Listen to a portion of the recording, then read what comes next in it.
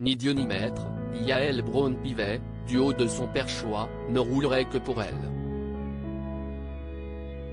Dans un long portrait publié ce jeudi 8 juin dans les colonnes du Point, la présidente de l'Assemblée nationale et ses actions sont décryptées afin de mieux comprendre l'état d'esprit et les ambitions potentielles de la première des députées. Une femme forte, au tempérament assumé et qui ne semble mettre aucune limite à ses projets. La journaliste du portrait tient pour preuve de ce postulat l'exemplé de son élection à la tête de l'hémicycle, en 2022.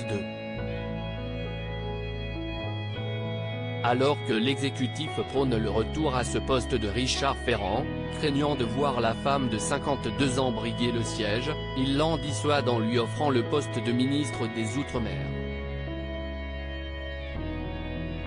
Mais la défaite du premier soutien d'Emmanuel Macron aux législatives change la donne.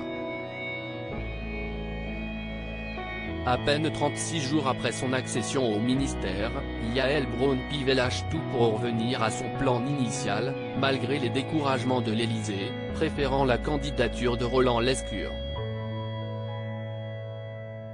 La députée des Yvelines tient bon et l'emporte, au nez et à la barbe d'Emmanuel Macron, qui ne lui fait pas confiance après ses erreurs lors de son premier mandat législatif. Une victoire pour celle qui espérait le poste de garde des Sceaux lors du remaniement de 2020 mais qu'Emmanuel Macron avait jugé un peu légère, une effronterie pour le chef de l'État, il ne la supporte pas. Je n'exclus pas qu'il y ait un fond de misogynie derrière tout ça, a révélé un proche du président au Point. L'élection de Yael Braun-Pivet, la punchline de Rachel Keke. Ces moments qui sont entrés dans l'histoire de l'Assemblée nationale. Yael Braun-Pivet, aurait-elle 2027 en vue? Misogynie ou inquiétude?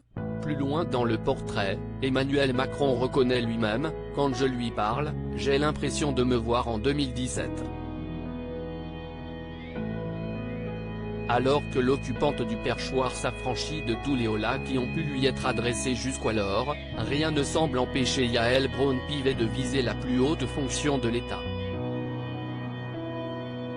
Une hypothèse qui n'avait pas l'air d'avoir été prévue par Emmanuel Macron et ses équipes, et avec laquelle il risque de devoir composer à l'avenir. Crédit photo, Stéphane Le Mouton.